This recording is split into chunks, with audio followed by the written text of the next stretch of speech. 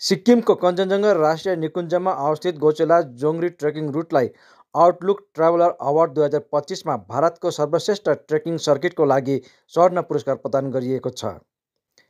पश्चिम सिक्किमको योक्समबाट सुरु हुने गोचेला जोङ्री ट्रेकिङ युनेस्कोको विश्व सम्पदा स्थल कञ्चनजङ्घा राष्ट्रिय निकुञ्जमा रहेको 45 किलोमिटर लामो 7 दिनको उच्च उचाइको ट्रेकिङ हो। यसैगरी अन्तर्राष्ट्रिय प्रकृति संरक्षण सङ्घ IUCNले सिक्किमको कञ्चनजङ्घा राष्ट्रिय निकुञ्जलाई विश्वको सर्वश्रेष्ठ व्यवस्थित संरक्षित क्षेत्रहरूमध्ये एक घोषित गर्दै विशेष मान्यता प्रदान गरेको छ।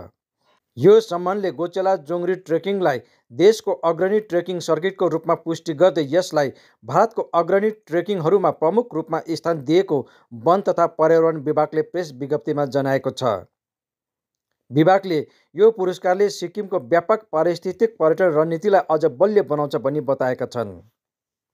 गोचेला जोङ्री ट्रेकिङ रुटले बाक्लो जङ्गलहरू, घाँसका मैदानहरू समेट्दै केही सबैभन्दा प्राचीन हिमाली पारिस्थितिक प्रणालीहरू पार गर्दछ, जसले हिउँले ढाकिएको कञ्चनजङ्घा श्रृङ्खलाको मनमोहक दृश्यहरू प्रदान गर्दछ।